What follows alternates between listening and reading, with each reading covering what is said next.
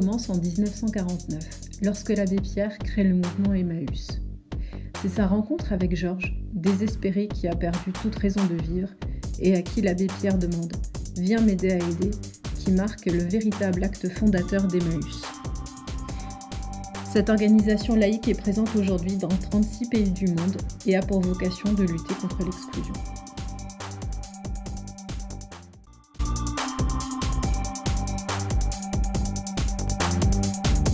Je me présente, je m'appelle Jean-Marie, je suis compagnon depuis 6 ans. C'est ma 3e communauté et de la communauté-là, je ne bougerai pas de la communauté de Peltre. Comment êtes-vous arrivé dans la communauté Emmaüs? Comment je suis arrivé? C'est simple. J'avais des problèmes dans la vie privée et on m'a conseillé d'aller chez Emmaüs. Et depuis ce temps, je n'ai pas quitté Emmaüs, quoi. Quelle est votre activité au sein de la communauté? Mon activité, c'est de démonter des meubles, de remonter des meubles et de les mettre en secteur livraison, ce que les clients les achètent. Quelles sont les particularités du statut de compagnon? Je suis logé, nourri et on a un pécule de 54 € par semaine. Est-ce que vous avez des congés? On a nos vacances comme tout le monde, oui. En quoi votre action au sein de la communauté vient en aide aux personnes en difficulté? Comment y contribuez-vous?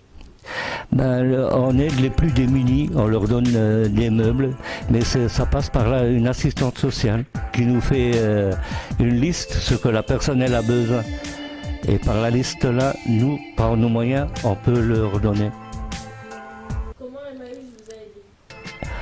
vous a aidé? Grâce à Emmaüs, j'ai remonté la pente, quoi. Envisagez-vous un jour de quitter la communauté? Non, je ne pense pas, non. Non. Je me sens bien là et à l'extérieur, faire quoi à mon âge? Faire quoi dehors?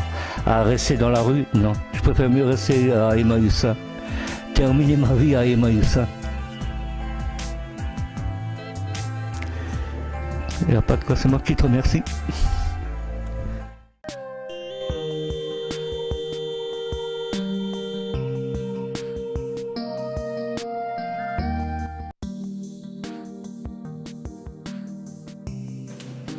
Je me présente, Jean-Marie, bénévole au sein de la communauté Emmaüs de Peltre depuis 10 ans.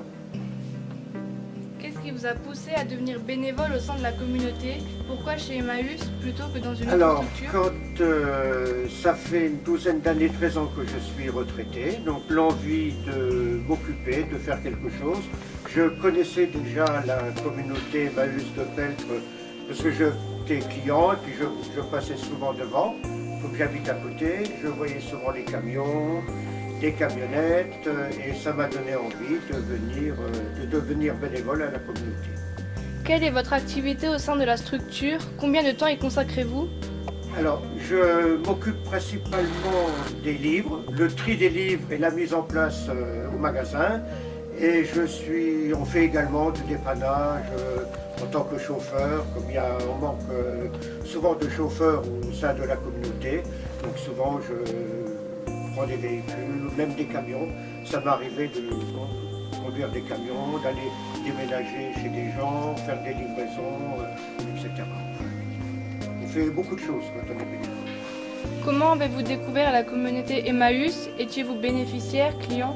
Alors j'étais client, je venais de temps à autre faire des petits achats. Et puis comme j'habite à côté, je voyais souvent les camions circuler. Je connaissais la communauté avant de venir. Avez-vous une expérience, un souvenir particulièrement marquant à nous faire partager? Je n'ai pas de souvenir vraiment particulier. Le souvenir que j'aurai, c'est l'ambiance générale de travail avec les compagnons, avec l'ensemble du personnel, les salariés, les bénévoles. C'est une ambiance générale qui fait qu'on a envie de venir chez Emmaüs. Je n'ai pas vraiment une expérience particulière. Que faisiez-vous avant de venir chez Alors Emmaüs? j'étais enseignant en imprimerie. Peut-être pour ça que je m'occupe des livres maintenant. Merci.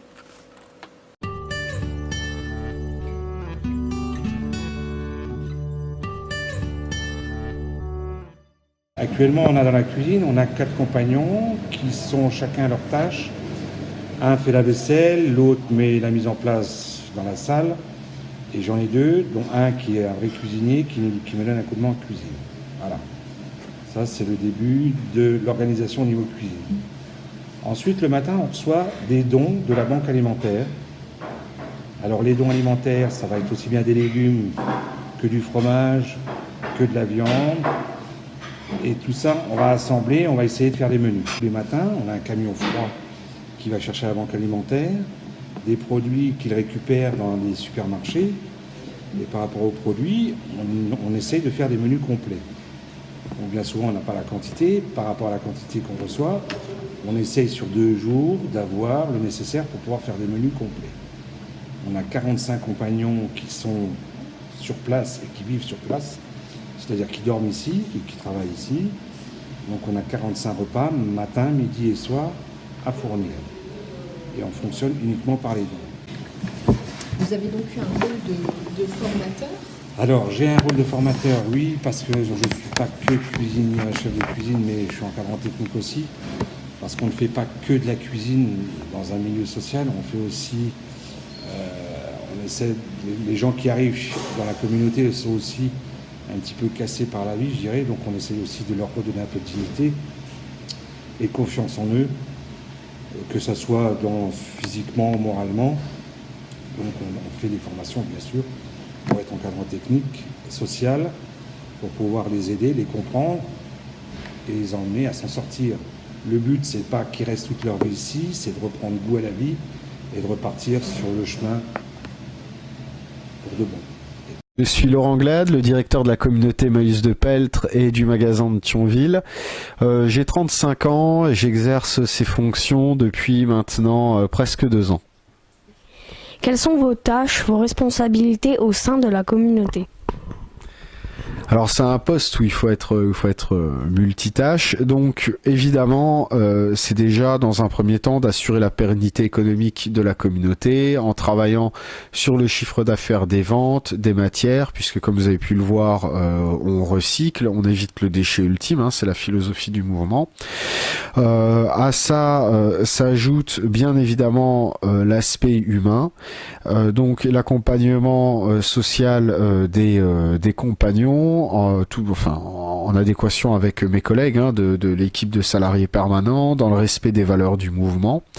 J'assume aussi la direction du chantier d'insertion, du magasin de Thionville, donc géré uniquement par des bénévoles, et puis en lien avec l'AMI Relais, c'est-à-dire une bénévole qui s'occupe des bénévoles, en lien donc avec elle, avec Daniel, on s'occupe de l'affectation des bénévoles aux différentes tâches de la communauté. De quelle façon Emmaüs vient en aide aux personnes en difficulté ?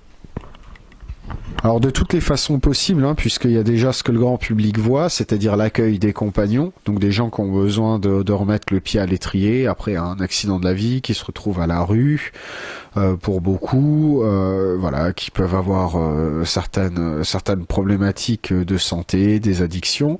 Donc on les aide à se relever en étant ici, en travaillant par le travail. C'est les valeurs du mouvement Emmaüs, c'est se relever par son travail, chacun son rythme, mais par son travail. C'est dans l'activité qu'on retrouve de la dignité. À ça s'ajoute aussi toute une partie de solidarité qu'on voit pas, puisqu'on est présent à l'international via Emmaüs International. On fait des dons à d'autres communautés partout dans le monde, en France aussi, quand certaines communautés peuvent avoir des difficultés, mais également aux particuliers, des dons financiers, des dons mobiliers en partenariat avec les assistantes sociales du conseil départemental. Et puis voilà, c'est déjà pas mal. Mais on en fait tellement que j'ai dû en oublier, c'est sûr. Qui peut bénéficier de cette aide ? Donc tout le monde, que ce soit par le biais des assistantes sociales de secteur qui se tournent vers nous pour des dons mobiliers, des aides financières, pour l'accueil en tant que compagnon, tout le monde, puisqu'on parle d'accueil inconditionnel dans les communautés Emmaüs, tout le monde peut bénéficier de cet accueil, à condition évidemment pour un compagnon qui respecte 4 règles, qui puisse vivre en collectivité, donc pas de violence physique, pas de violence verbale, pas d'alcool, pas de drogue. Évidemment, c'est une communauté, il faut quand même que tout le monde puisse vivre les uns avec les autres en sécurité. De quelle manière arrivez-vous à faire fonctionner l'association donc les ventes? Donc en faisant de la communication, en expliquant aux gens qu'on a besoin d'eux, qu'on a besoin de leurs dons, à quoi vont servir leurs dons, 100% dans la solidarité, et également en démarchant des partenaires, puisque les entreprises privées peuvent défiscaliser à hauteur de 60% les dons qu'ils nous font. C'est ce qui explique que par exemple vous avez pu voir, toutes nos chaussures sont neuves, sont des chaussures de marque. Donc voilà, il faut faire de la communication auprès des partenaires pour avoir des stocks et du matériel attractif, et bien évidemment auprès des clients pour les faire venir. Avez-vous une expérience, un souvenir particulièrement marquant à nous faire partager?